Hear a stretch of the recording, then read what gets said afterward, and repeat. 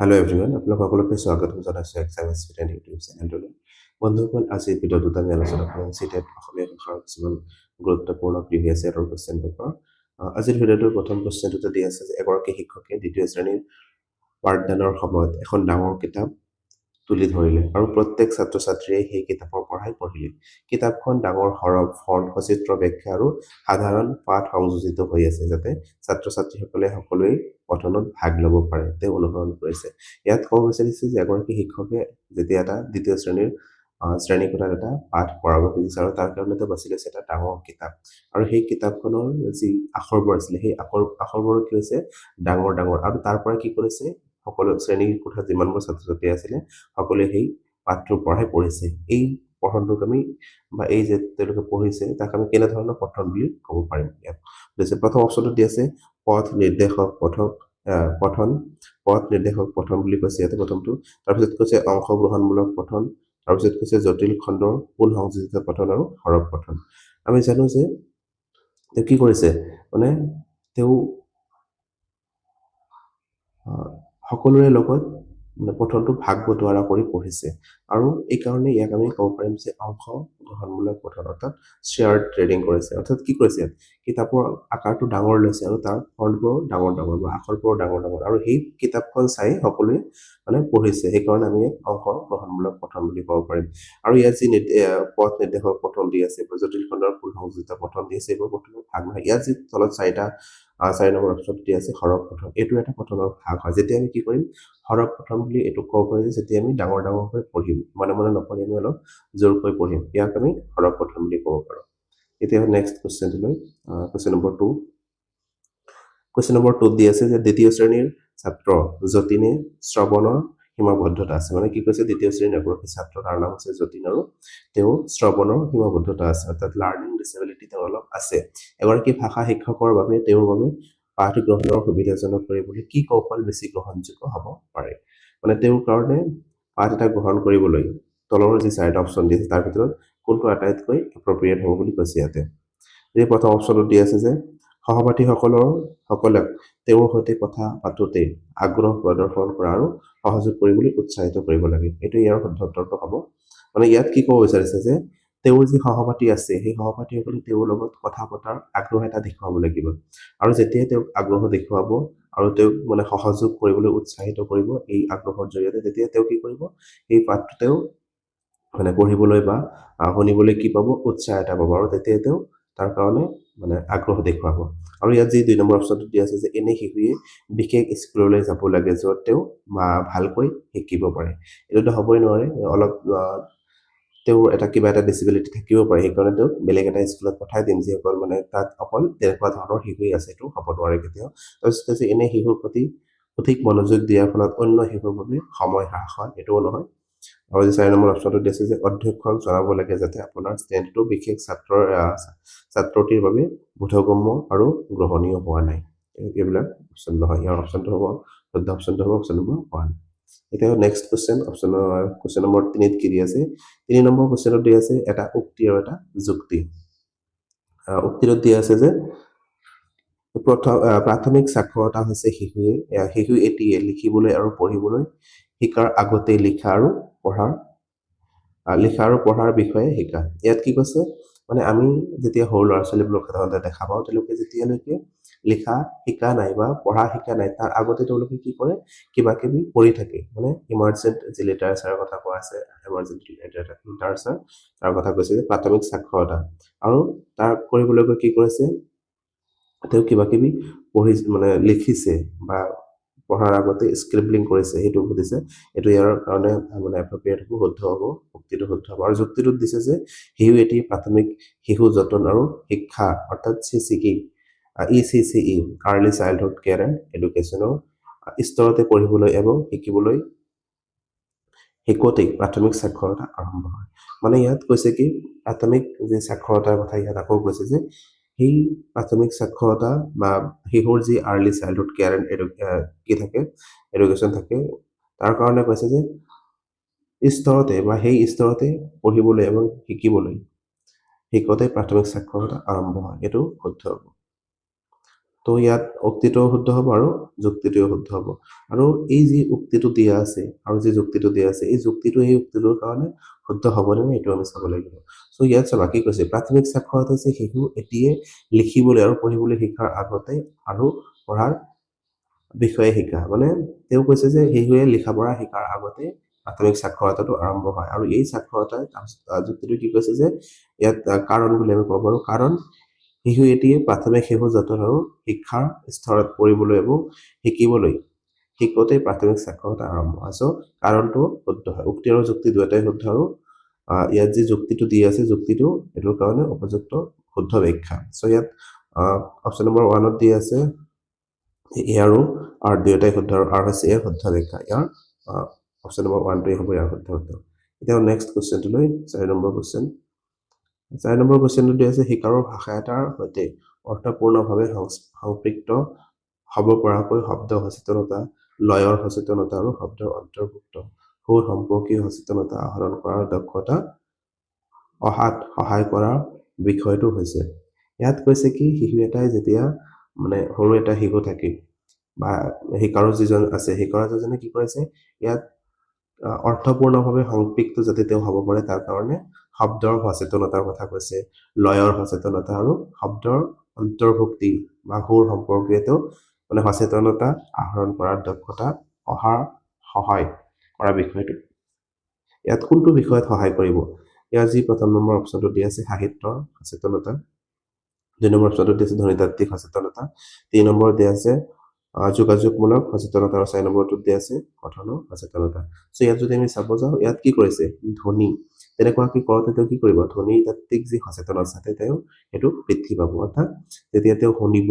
বা শব্দ শুনিব বা লয় এটা শুনিব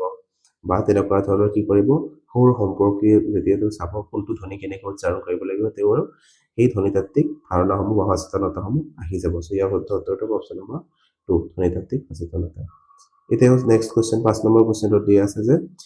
যোগাযোগ দক্ষতা তথা বোধজনিত ক্ষমতাক প্ৰভাৱিত কৰা বিকাৰটো হৈছে ইয়াত কি কৈছে কিছুমান ডিছেবিলিটি আছে মানে ইয়াত কৈছে যোগাযোগ দক্ষতা মানে কথা কোৱাৰ যি দক্ষতা থাকে আৰু বোধজনিত ক্ষমতা প্ৰভাৱিত কৰা বিকাৰ ইয়াত যিজনে মানে ভালকে আন এজনৰ লগত কথা কওঁতে প্ৰব্লেম পাইছে তেওঁক আমি কেনেধৰণৰ মানে বিকাৰৰ ভিতৰত আমি ধৰিম ইয়াৰ যি প্ৰথম অপশ্যনটো দি আছে ডিছকেলকুলিয়া ডিছকেলকুলিয়া কি হয় যেতিয়া আমাৰ কেলকুলেটাৰৰ লগত জড়িত যেতিয়া আমাৰ গণিত সম্পৰ্কীয় তেনেকুৱা ধৰণৰ ডিছেবিলিটি আহিব ভালকৈ আমি গণিত কৰিবলৈ মানে নোৱাৰিম বিভিন্ন ধৰণৰ তাত সমস্যাৰ সৃষ্টি হ'ব আমাৰ তাক আমি ডিছকেলকুলিয়া বুলি ক'ব পাৰোঁ আৰু ইয়াত যি 2 নম্বৰ অপশ্যনটো দি আছে ডিছফেচিয়া হৈছে যে যেতিয়া আমি যোগাযোগ কৰোঁতে বা এজনে আন এজনৰ লগত বাৰ্তালাপ কৰোঁতে তাত কি হ'ব আমাৰ কথাখিনি বাজি মানে কওঁতে প্ৰব্লেম হ'ব তাক আমি ডিছফেচিয়া বুলি ক'ব পাৰোঁ আৰু ইয়াত যদি আছে ডিছপ্ৰেক্সিয়া হৈছে কি মটৰ স্কিলৰ ক্ষেত্ৰত এইটো আমি চলা ফিৰা কৰাৰ ক্ষেত্ৰত সমস্যাৰ সন্মুখীন হ'ব বা হেণ্ড আই যি কৰ্ডিনেশ্যন আছে সেইটো কৰাৰ ক্ষেত্ৰত আমাৰ অসুবিধা হ'ব এইটো হৈছে ডিছপ্ৰেক্সিয়া আৰু লাষ্টত দি আছে ডিছকেলকুলিয়া ডিছকেলকুলিয়া নহয় চৰি ডিছলেক্সিয়াটো হৈছে কি আমি যেতিয়া ৰিডিং পঢ়িম বা পঢ়িম এই পঢ়াৰ ক্ষেত্ৰত যিটো ডিছেবিলিটি হয় এইটো হৈছে ডিছকেলকুলিয়া পঢ়াৰ ক্ষেত্ৰত আমাৰ অসুবিধাৰ সৃষ্টি হ'ব চ' ইয়াত সুধিছিলে আমাক যে যোগাযোগ দক্ষতাৰ ক্ষেত্ৰত তেওঁৰ কি হৈছে সমস্যাৰ সৃষ্টি হৈছে চ' ইয়াত হ'ব ডিছপেচিয়া অপশ্যন নম্বৰ 2 ইয়াৰ শুদ্ধ উত্তৰ হ'ব এতিয়া নেক্সট কুৱেশ্যনটোলৈ 6 নম্বৰ কুৱেশ্যন 6 নম্বৰ কুৱেশ্যনত কৈছে কোনটো পদ্ধতিয়ে শিকাৰৰ বাস্তৱ জীৱনৰ সৈতে মুখামুখি হ'ব পৰাকৈ শ্ৰেণীকোঠাত ফলদায়ক বাৰ্তালাপত লিপ্ত হোৱাৰ ক্ষেত্ৰত গুৰুত্ব দিয়ে ইয়াত কি কৈছে যে কোনটো পদ্ধতিয়ে শিকাৰৰ বাস্তৱ জীৱন মানে তেওঁ বাস্তৱ জীৱনত যেনেকুৱা ধৰণৰ বিভিন্ন ধৰণৰ কাম কাজত জড়িত হয় নিজকে জড়িত কৰে তাৰ কাৰণে তেওঁ মুখামুখি হ'ব পৰাকৈ শ্ৰেণীকোঠাত ফলদায়ক বাৰ্তালাপ আৰু সেই যেনেকুৱা ধৰণৰ বাহিৰত কি কৰে দৈনিক জীৱনত বাৰ্তালাপ কৰে বা বিভিন্ন ধৰণৰ মানুহৰ লগত যোগাযোগ কৰে তাৰ কাৰণে তেওঁ শ্ৰেণীকোঠাত কোনটো কৰিলে কি হ'ব বেছি ফল পাব ইয়াৰ যি প্ৰথম অপশ্যন দি আছে যোগাযোগমূলক ভাষা শিকন অপশ্যন নম্বৰ 2 দি আছে ব্যাকৰণ অনুবাদ পদ্ধতি অপশ্যন নম্বৰ 3 দি আছে দ্বিভাষিক পদ্ধতি আৰু অপশ্যন নম্বৰ 4 দি আছে শ্ৰৱণ ভাষিক পদ্ধতি ইয়াত যদি আমি চাব যাওঁ অপশ্যন নম্বৰ 1 টোৱে হ'ব ইয়াৰ শুদ্ধ উত্তৰ যোগাযোগমূলক ভাষা শিক্ষণ পদ্ধতি যেতিয়া আমি যোগাযোগ কৰিম মানুহৰ লগত যোগাযোগ কৰিবলৈ চেষ্টা কৰিম তেতিয়া কি হ'ব সেইটো আমাৰ ভাষাৰ ক্ষেত্ৰত সহায় হ'ব আৰু সেইকাৰণে যোগাযোগমূলক ভাষা শিক্ষণ পদ্ধতি বুলি ক'ব পাৰি ব্যাকৰণ অনুবাদ পদ্ধতি বা শ্ৰব্য ভাষিক পদ্ধতি যেটো আছে এটো আমি আগতে পঢ়িছো অলৰেডি এতিয়া নেক্সট কুৱেশ্যনটোলৈ নেক্সট কুৱেশ্যন 7 নম্বৰ কুৱেশ্যনটো দি আছে বিক্ষণ বা স্কেনিঙৰ দ্বাৰা সন্ধান কৰা হয় ইয়াত কৈছে স্কেনিং যেতিয়া আমি কৰোঁ মানে এইটো ৰিডিঙৰ এটা ভাগ মানে ৰিডিঙৰ বিভিন্ন ধৰণৰ ভাগ আছে যেনেকুৱা ধৰণৰ intensive reading extensive reading scanning skimming jigsaw reading এইবোৰ ক্ষেত্ৰত মানে একতা হয় ৰিডিঙৰ ভাগ বা পঠনৰ ভাগ বুলি আমি ক'ব পাৰোঁ ইয়াত কৈছে বীক্ষণ বা স্কেনিং দ্বাৰা সন্ধান কৰা হয় স্কেনিং কৰি আমি কি কৰোঁ ইয়াত কৈছে লেখকৰ দৃষ্টিভংগী তাৰপিছত কৈছে জটিল শব্দ তাৰপিছত কৈছে 3 নম্বৰ অপশ্যনত এটা তথ্যখণ্ডৰ মাজত এটা বিশ্লেষণ প্ৰসংগ আৰু 4 নম্বৰ অপশ্যনটো কৈছে কেন্দ্ৰীয় বিষয় বস্তু ইয়াত যদি আমি চাব যাওঁ ইয়াৰ যি অপশ্যন নম্বৰ 3 দি আছে এটা তথ্যখণ্ডৰ মাজৰ এটা বিশেষ প্ৰসংগ মানে স্কেনিং বুলি কি স্কেনিং বুলিলে আমি সাধাৰণতে কি বুজো যেতিয়া এটা পাঠৰ পৰা পাৰ্টিকুলাৰ এটা শব্দ আমাক বিচাৰি উলিয়াবই দিব বা আমি সেই পাৰ্টিকুলাৰ শব্দটো কি কৰিব লাগে বিচাৰি উলিয়াব লাগে তেতিয়া আমি কি কৰিম এই যিটো স্কেনিং স্কেনিঙৰ জৰিয়তে আমি সেই শব্দটোৱে কি কৰিম বিচাৰি উলিয়াম এইকাৰণে কৈছে এটা তথ্যখণ্ডৰ মাজত এটা বিশেষ প্ৰসংগ মানে এটা বিশেষ প্ৰসংগ মানে যিটো আমি বিচাৰি উলিয়াইছো বা বিচাৰিছো কি কৰিছো সেইটোৱে আমি কি কৰিম স্কেন কৰি কৰি সেই শব্দটো আমি যেতিয়া পাম তেতিয়া আমাৰ এইটো কি হ'ব স্কেনিং হ'ব তেতিয়া নেক্সট কোৱেশ্চন 8 নম্বৰ কোৱেশ্চনটো দিয়া আছে যে এগৰাকী শিক্ষকে বিশ্বাস কৰে যে ভাষা হৈছে সাধাৰণ বৌদ্ধিক বিকাশৰ এক ধাৰাবাহিকতা ইয়াত কি ক'ব বিচাৰিছে যে এগৰাকী শিক্ষকে তেওঁ বিশ্বাস কৰে যে সেইবোৰ যি ভাষা থাকে সেই ভাষাটো হৈছে সাধাৰণ বৌদ্ধিক বিকাশ মানে তেওঁ যি আমাৰ বিকাশ হয় গ্ৰোথ যেতিয়া হয় সেইসকলৰ সেই সাধাৰণ বৌদ্ধিক বিকাশৰ এক ধাৰাবাহিকতা বুলি কৈছে আৰু এই তেতিয়া এনেকুৱা ধৰণৰ এই মন্তব্যৰ ক্ষেত্ৰত শিক্ষকজন একমত হৈছে আৰু এই মন্তব্যটো কাৰবা কোনজন ব্যক্তিক তেওঁ অনুসৰণ কৰিছে ইয়াত তলত 4জন ব্যক্তি আছে ইয়াত কৈছে অপশ্যন নম্বৰ 1ত জিন পিয়াজে বা জে পিয়াজে বুলি ক'ব পাৰোঁ BF স্কিনাৰ তাৰপিছত কৈছে লেভ বাইগটস্কি আৰু ষ্টেফেন কেছন ইয়াত যদি আমি চাব যাওঁ অপশ্যন নম্বৰ 1টো হ'ব ইয়াৰ শুদ্ধ উত্তৰ মানে জিন পিয়াজৰ মতে কি আছিলে মানে শিশুৰ যি কল্পনা ক্ষমতা থাকে বা তেওঁ যে চিন্তা কৰে প্ৰথমে তেওঁ চিন্তা কৰে আৰু তাৰপিছত তেওঁৰ কি হয় ভাষা যি থাকে সেই ভাষাটো কি হয় ডেভেলপ হয় তাৰপিছত তেওঁ ভাষা কোৱা ষ্টাৰ্ট কৰে এইকাৰণে ইয়াত কৈছে যে বৌদ্ধিক বিকাশৰ এক ধাৰাবাহিকতা বুলি ইয়াত কৈছে আৰু যদি আমি BF স্কেনাৰৰ কথা পঢ়িব যাওঁ BF স্কেনাৰ কি কৈছিলে মানে যে কোনোবা এজনক অনুকৰণ কৰি যেতিয়া ভাষা শিকা হয় এইটোও কৈছিলে BF স্কেনাৰ দিছিলে তেনেকুৱা ধৰণৰ মন্তব্য চ' আমি দেৰি নকৰোঁ এতিয়া নেক্সট কুৱেশ্যনটো option number 9 question number 9 question number 9 কি দিছে ভাষা শিকনৰ ক্ষেত্ৰত ব্যাকৰণ অনুবাদ পদ্ধতি মানে ইয়াত যি আমি আগতে পালো গ্ৰামাৰ ট্ৰান্সলেচন মেথড সেইটো কথা দিছে মানে ব্যাকৰণ অনুবাদ পদ্ধতিয়ে মানে গুৰুত্ব প্ৰদান কৰে বহুত গুৰুত্ব প্ৰদান কৰে বুলি কৈছে প্ৰথম অপশ্যনটো দিছে ভাষা ব্যৱহাৰক প্ৰধান কৰি তাৰপিছত কৈছে গঠন কেন্দ্ৰিক শিক্ষণ তাৰপিছত কৈছে অপশ্যন নম্বৰ 3 অৰ্থ কেন্দ্ৰিক শিক্ষণ আৰু 4 নম্বৰত কৈছে শিক্ষণৰ সময়ত উচ্চাৰণ শক্তিশালী কৰাত গুৰুত্ব প্ৰদান কৰি ইয়াত যদি আমি চাব যাওঁ ব্যাকৰণ অনুবাদ পদ্ধতি কি হয় আমি আগতেও পাইছো বাৰে বাৰে মানে এনেকুৱা ধৰণৰ পদ্ধতি আহিয়ে থাকে মানে গ্ৰামাৰ ট্ৰান্সলেচন মেথড কি হয় যেতিয়া আমি কোনো এটা ভাষা মানে শিকিম টাৰ্গেট লেংগুৱেজ যিটো আমাৰ থাকিব নতুন এটা ভাষা শিকিম এই মাতৃভাষাৰ জৰিয়তে কি কৰা হ'ব সেই ভাষাটো শিক্ষা মানে দিয়া হ'ব প্ৰথমে মাতৃভাষাত কোৱা হ'ব তাৰপিছত যিটো ভাষা শিকিম যি টাৰ্গেট লেংগুৱেজ থাকিব সেই ভাষাটোত কি কৰিম আমি ট্ৰান্সলেট কৰিম তেতিয়া কি হ'ব এইটো মানে ব্যাকৰণ অনুবাদ পদ্ধতি বুলি ক'ব পাৰিম ইয়াত যি 2 নম্বৰ অপশ্যনটো দি আছে গঠন কেন্দ্ৰিক শিক্ষণ ফ্ৰণ্ট ফ'কাছ টিচিং এইটো হ'ব ইয়াৰ শুদ্ধ উত্তৰ তাৰ কাৰণটো কি মানে আমি তাৰ গঠনটো কেনেকুৱা ধৰণৰ ষ্ট্ৰাকচাৰটো কেনেকুৱা ধৰণৰ মানে আমি সেই ভাষাৰ যেতিয়া শিকিম ভাষা এটা শিকাৰ ক্ষেত্ৰত এই ভাষাটো কেনেকুৱা ধৰণৰ সেইটোত গুৰুত্ব দিয়াতকৈ আমি যি ব্যাকৰণৰ মানে কিছুমান নিয়ম নীতি আছে সেই নীতি নিয়মবোৰ ফ'ল' কৰি কি কৰিম আমি ইয়াত গ্ৰামাৰ ট্ৰান্সলেচন মেথডত মানে সেই ভাষাটো শিকিবলৈ চেষ্টা কৰিম চ' ইয়াত অপশ্যন নম্বৰ 2টো হ'ব শুদ্ধ উত্তৰ এতিয়া নেক্সট কুৱেশ্যন 10 নম্বৰ কুৱেশ্যনটোত কি দি আছে তলৰ কোনটো নিদানমূলক শিক্ষণৰ বৈশিষ্ট্য নহয় ইয়াত চাব আপোনালোকে এই নহয় অপশ্যন এইটো আমাৰ সাধাৰণতে লিখনিটো সাধাৰণতে চকুত নপৰে এইটো হয় বুলি কেতিয়াবা মানে বেছিভাগ ক্ষেত্ৰত দি অহা হয় এইটো আপোনালোকে মানে কি কৰি ল'ব ভালকৈ ইয়াত যি অপশ্যন 4টাত দি আছে যে ইয়াক ভাষিক দক্ষতা বৃদ্ধিৰ বাবে ব্যৱহাৰ কৰিব পাৰি এইটো শুদ্ধ হয় মানে কি হয় যেতিয়া নিদানমূলক পদ্ধতি মানে কি ডায়াগনষ্টিক টেষ্ট মানে কি মানে এটা শিশুৱে মানে কোনোবা এটা বিষয়টো পঢ়া মানে বুজা নাই বা পাৰা নাই সেইটো আমি কেনেকৈ তেওঁৰ পৰা গম পাম যে তেওঁক যেতিয়া টেষ্ট এটা লোৱা হ'ব ডায়াগনষ্টিক টেষ্ট লোৱা হ'ব তাৰপিছত তেওঁ কি কৰিব আমি সেইটো গম পাব পাৰিম যে তেওঁ কোনটো বিষয় জানা নাই বা তেওঁ কোনটো বিষয় ভালকৈ জানে আৰু তাৰপিছত কি কৰা হয় তেওঁ যি বিষয়বোৰ তেওঁ পিছপৰা আছে তাৰ কাৰণে ৰেমেডিয়েল মানে ক্লাছ দিয়া হয় ৰেমেডিয়েল টিচিং দিয়া হয় সো ইয়াত যি প্ৰথম অপশ্যনটোত কৈছিলে যে ইয়াক ভাষিক দক্ষতা বৃদ্ধিৰ বাবে আমি ব্যৱহাৰ কৰিব পাৰি, এইটো শুদ্ধ হয়। আৰু অপশ্যন নম্বৰ 2 দি আছে যে ইয়াক কিছুমান বিশেষ সমস্যা নিৰাময়ৰ বাবে ব্যৱহাৰ কৰিব পাৰি, এইটো শুদ্ধ হয়। মানে কিছুমান বিশেষ সমস্যা নিৰাময়ৰ কাৰণে আমি এই ডায়েগনষ্টিক টেষ্ট বা নিদানমূলক শিক্ষণক আমি ব্যৱহাৰ কৰিব পাৰি। অপশ্যন নম্বৰ 3 দি আছে শিক্ষাৰ্থীসকলে সন্মুখীন হোৱা সমস্যা আৰু প্ৰত্যাহ্বানবোৰ চিনাক্ত কৰাৰ পাছত আৰম্ভ কৰা হয়, এইটো শুদ্ধ হয়। মানে তেওঁ কি সমস্যা আছে বা কেনেকুৱা ধৰণৰ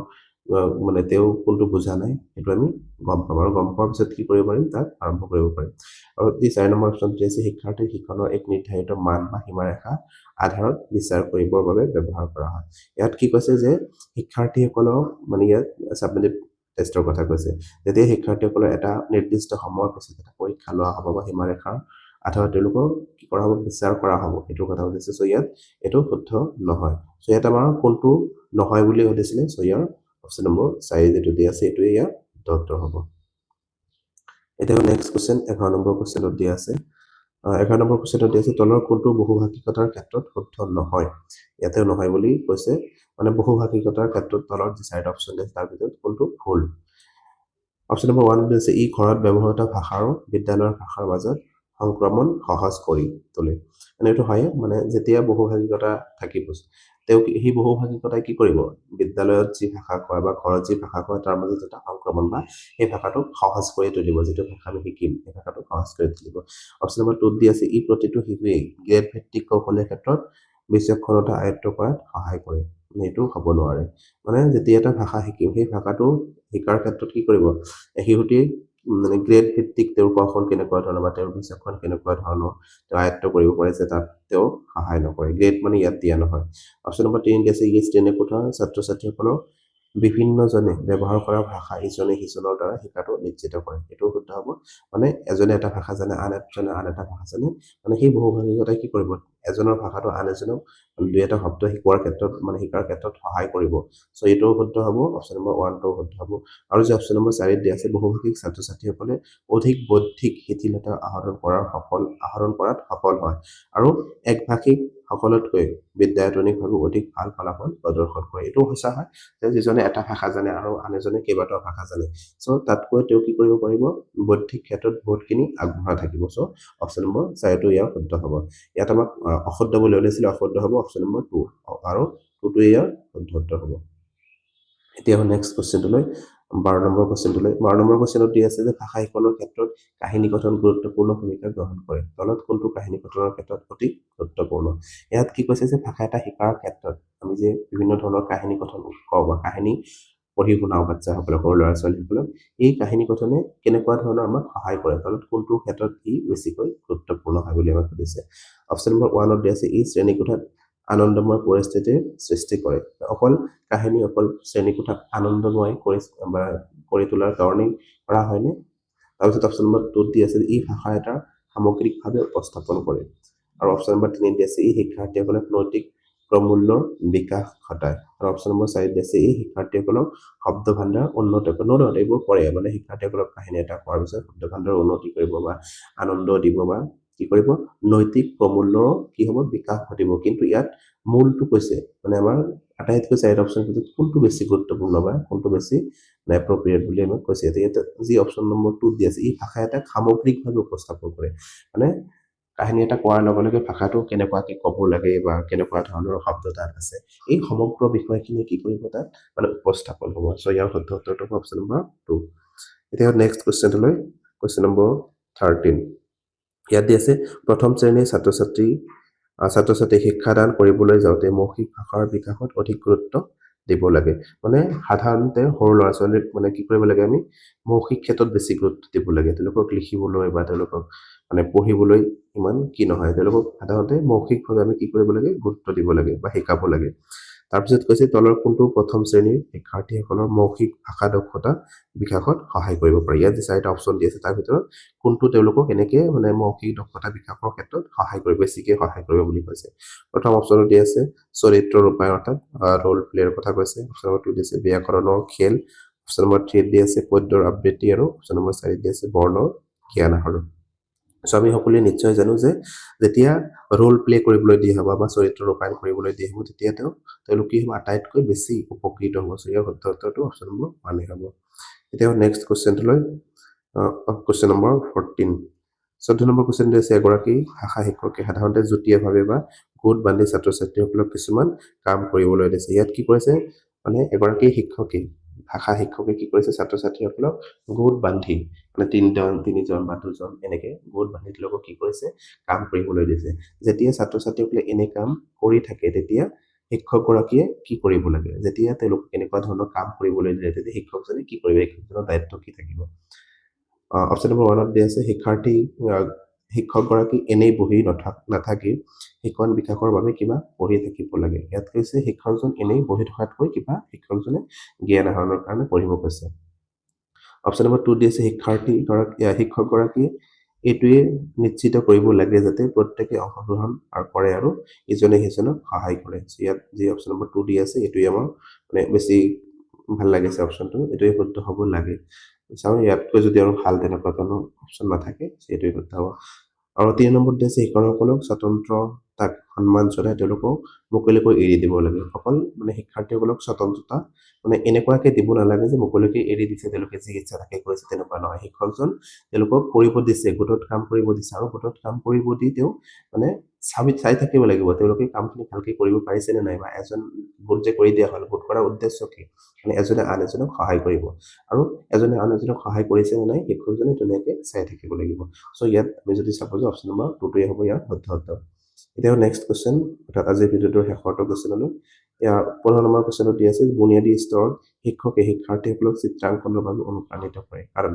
মানে বুনিয়াদী বা ফাউণ্ডেশ্যনেল যি ষ্টেজ থাকে তাত কি কৰিব কৈছে শিক্ষাৰ্থীক কিছুমান চিত্ৰ আঁকিবলৈ অনুপ্ৰাণিত কৰে। কাৰণটো ইয়াত হৈ আছে কিয় মানে তেনেকুৱা ধৰণৰ কৰে।